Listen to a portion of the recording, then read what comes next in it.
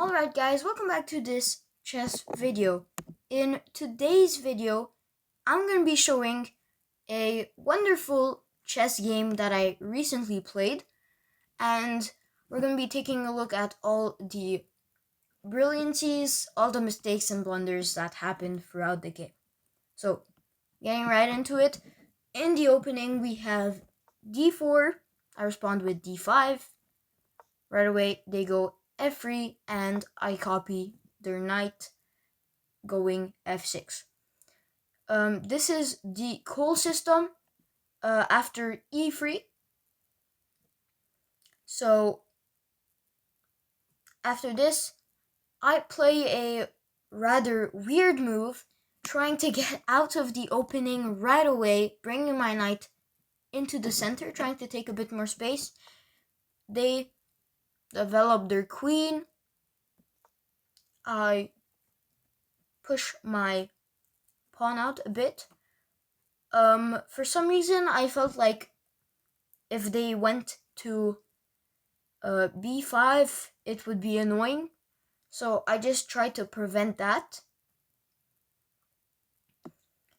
But it wasn't much of a threat. But even then, I still feel like I want my knight to be on c6 and not my pawn. So after they offer to trade the knights, I kindly decline and say, well, if you want to trade the knights, you're gonna have to take mine. They also decline, and they threaten to take my bishop, but quickly I take their knight, which attacks their queen, so they can't take my bishop. After they take, I move my bishop a bit in front. As soon as they kick me out, I decide, okay, well, that's it. I'm gonna go back, because what else can I do? And I thought that they were gonna take my bishop here, but instead, he played this. So the computer is saying that's not a mistake, but it's not the best move either. If it was me, I would have taken the bishop. I took the pawn back, and they took back. So right now, the position is completely equal. I push my pawn up, which revealed an attack on the opponent's knight, so they would have to bring it back or defend it. But they blunder, which gives away a free knight, as the computer says here. And I play the only good move in the position, which was to take the knight and give the check to the king. They block with the pawn, kicking my queen out. I go back, which is a mistake. So I went from a completely winning position to a somewhat equal position. But they missed the opportunity to, I guess, trade queens.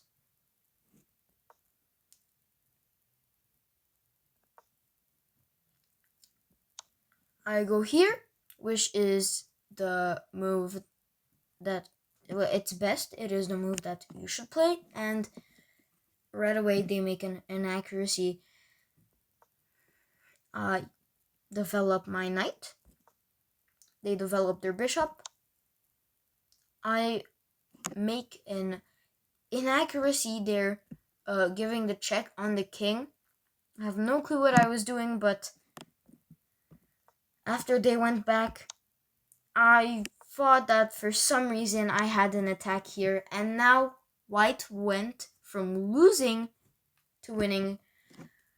They can just take the bishop. I don't know what I was thinking.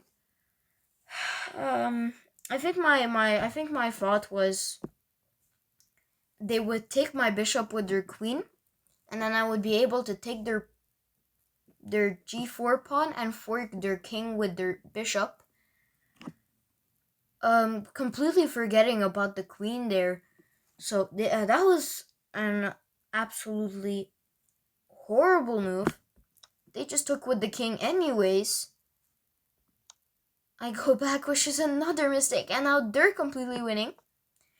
They miss the opportunity here to go to e4, which is a great move. It's the only move. Yeah, so this is a bad move because of e4, which actually traps the queen. Oh, so I wouldn't consider that to be a mistake, but more of a blunder. They go back, which is a miss. I castle, which is I castle queenside, which is the best move. And right after that,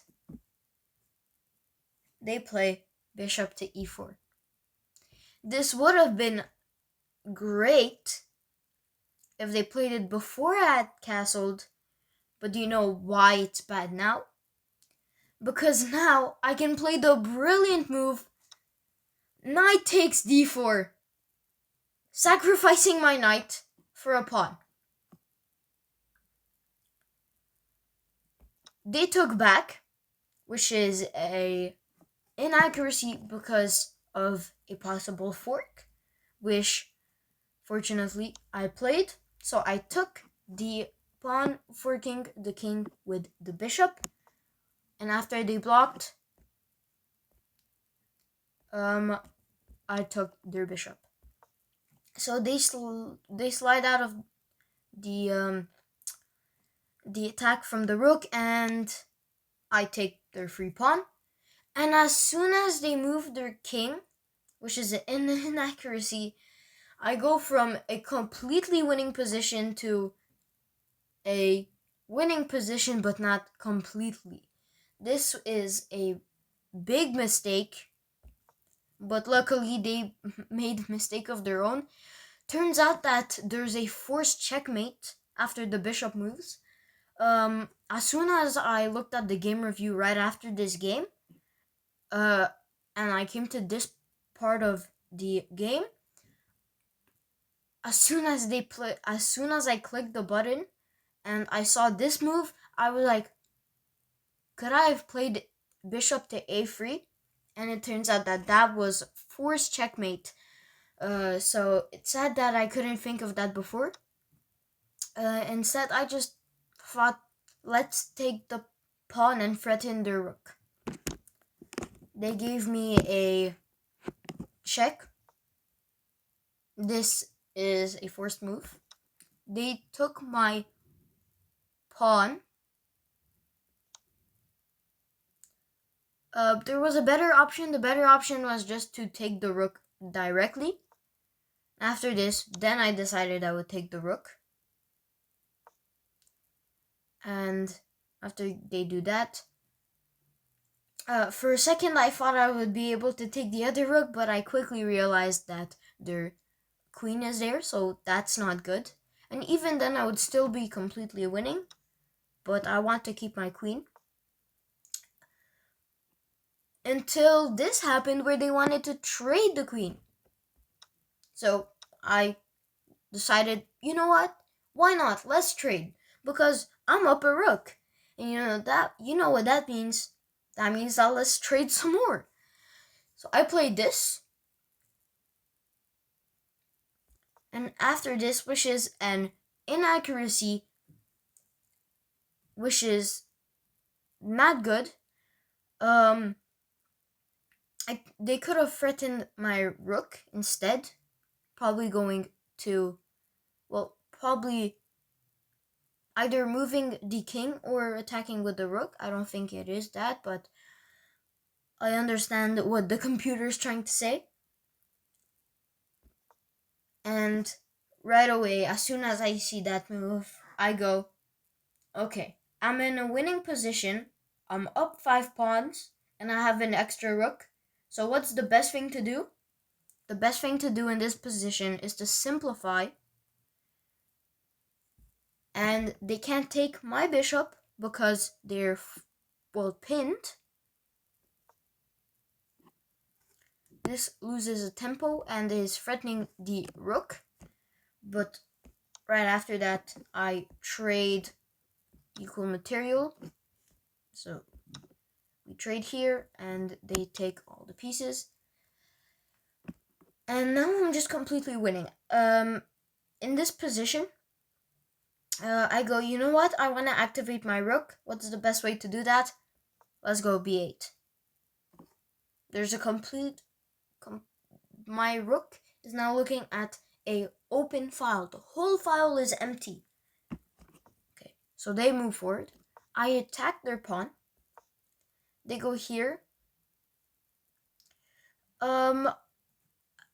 In this position, I actually didn't see I could take the pawn because I was focused on my other plan, which was to move my passed pawn to a5.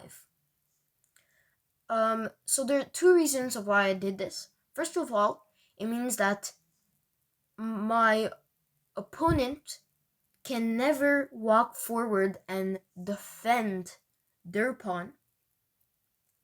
And second of all, this means that I always have a passed pawn.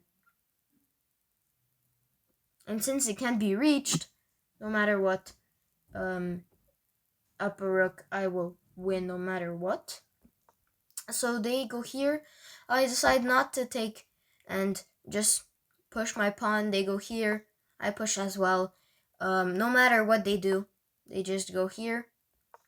I threatened to win the pawn. They took back, and I took. And a couple of moves later, after moving my pawns forward,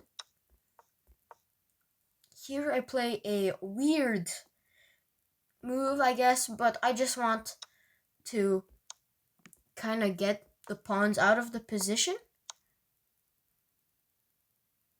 Ooh, this is a miss. Do you guys know why this is a miss?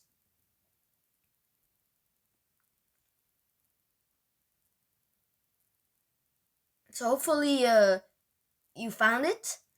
The reason this is a miss is because, as you can see from the evaluation bar, there is checkmate in 1. What is the checkmate in 1? e6. So I